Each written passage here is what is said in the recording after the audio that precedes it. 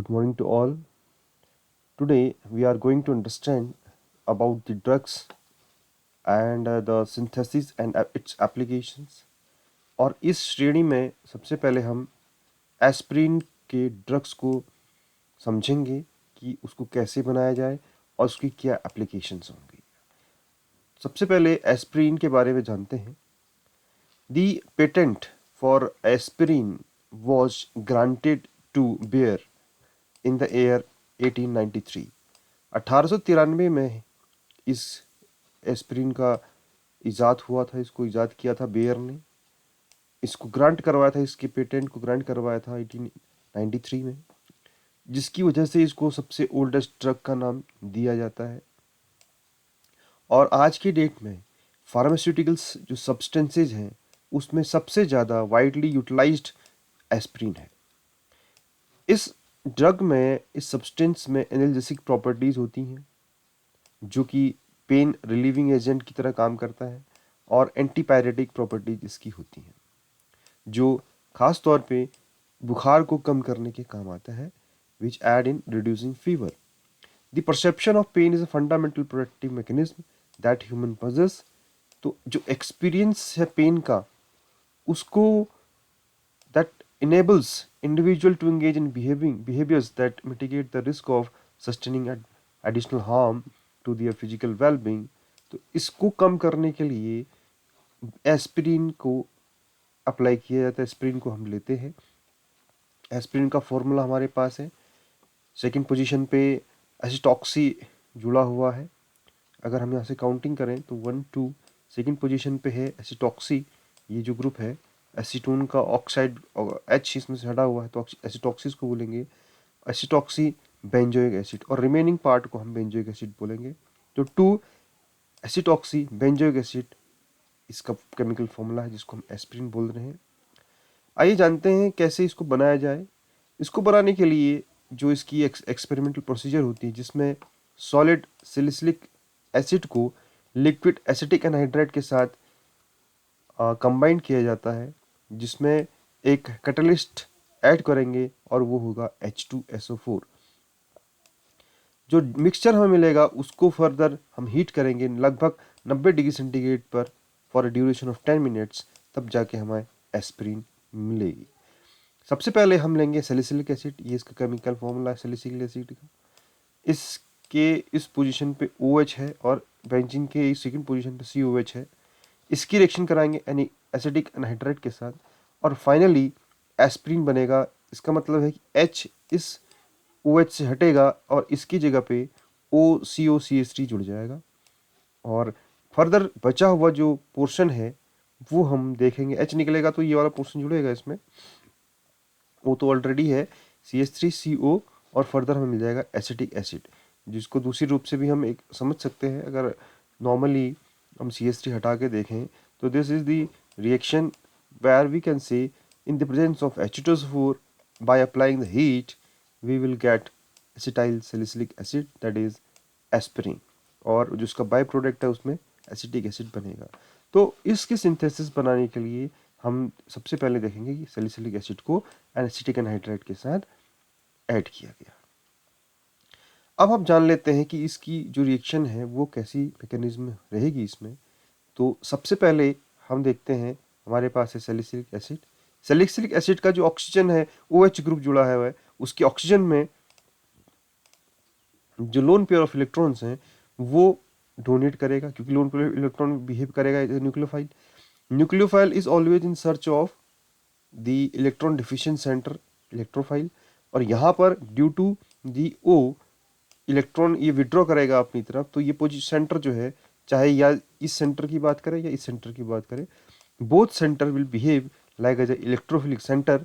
तो nucleophile will attack on this carbon atom. तो carbon में अटैक करने से इसकी जो पाई इलेक्ट्रॉन्स हैं वो माइग्रेट करेंगे, और वो माइग्रेट करने के साथ H पॉजिटिव को क्या कर लेंगे, कैप्चर कर लेंगे, माइग्रेट करेंगे, ऑक्सीजन के पास चले जाएंगे। ऑक्सीजन पे नेगेटिव रहेगा तो वो नेगेटिव H पॉजिटिव पे रह जाएगा और आसानी से हम देख लेंगे कि भाई H इसमें जुड़ गया। तो दूसरी वाली स्टेप में हम देख रहे हैं कि बेंजीन रिंग में O जुड़ा हुआ है, O में फिर H जुड़ गया, और क्योंकि H जो था वो O के साथ जुड़ा हुआ है और O के पास पॉजिटिव चार्ज आया है। क्यों आया है O के पास पॉजिटिव चार्ज? क्योंकि इसने अटैचमेंट किया है हाइड्रोजन पे, और हाइड्रोजन पे अटैचमेंट करते ही यहाँ पे पॉजिटिव चार्ज आ गया। और नेक्स्ट स्टेप में क्या होगा, पॉजिटिव चार्ज जो है अनस्टेबल रहेगा ऑक्सीजन के ऊपर, तो वो हाइड्रोजन के यहाँ से एलिमिनेट करेगा विद H पॉजिटिव। O के ऊपर जो पॉजिटिव सेंटर है वो रिमूव हो जाएगा और इलेक्ट्रॉन O पे आ जाएंगे। और द सेम वे उसी स्टेप में H यहाँ से पॉजिटिव फॉर्म में निकलेगा, ये जो इलेक्ट्रॉन है इस कार्बन सेंटर पे आ जाएंगे, और जिसकी वजह से ये O अपने इलेक्ट्रॉन के साथ यहाँ से ब्रेक डाउन हो जाएगा, और हमें यहाँ पे मिल गया एस्पिरिन। बहुत आसान है इसको समझना कि ये जो H है वो तो निकल गया, O इस पे बचा रहा, C डबल बॉन्ड O, क्योंकि ये डबल बॉन्ड जो यहाँ पे कार्बन और ऑक्सीजन के बीच सिंगल बॉन्ड था वो कन्वर्ट होकर डबल बॉन्ड में, और ये बॉन्ड टूट गया, इधर जो बचा था CH3 वो इधर यहाँ पे CH3 रहा। तो this is the formation of acid aspirin, और हमें एसिटिक एसिड यहाँ बाई प्रोडक्ट के रूप में मिल गया। तो जब एनहाइड्राइड की रिएक्शन हम करते हैं सैलिसिलिक एसिड के साथ, हमें जाके एस्पिरिन मिलता है। बहुत आसान और सरल रिएक्शन है, इसकी मैकेनिज्म को हम इस तरीके से समझ सकते हैं। एस्पिरिन का अगर इम्पैक्ट देखें तो क्या होता है, it is associated with adverse effect such as gastrointestinal discomfort and bleeding.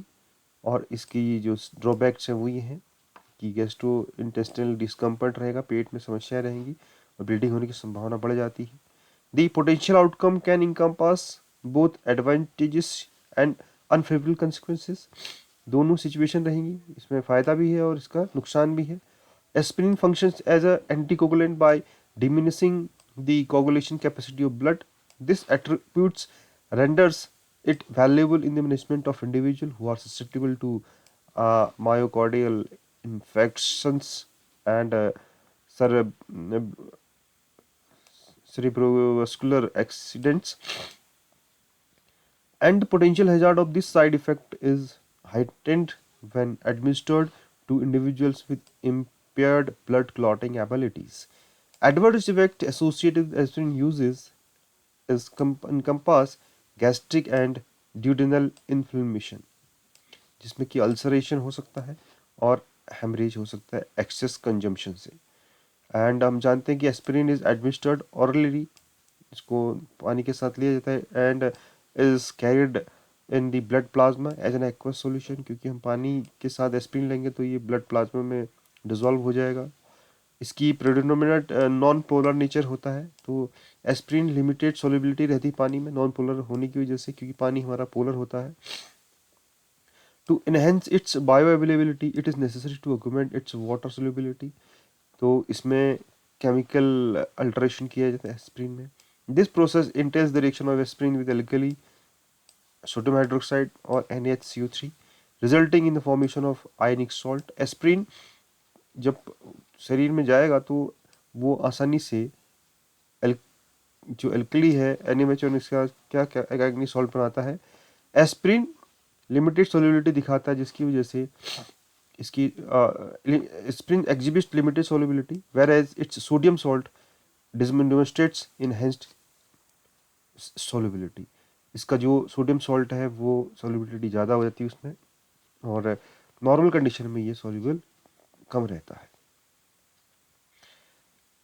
This is the end of this small topic of preparation of aspirin. If you like this video, just like the button, share and subscribe it, the Gurukulam Jyoti, and thanks for watching.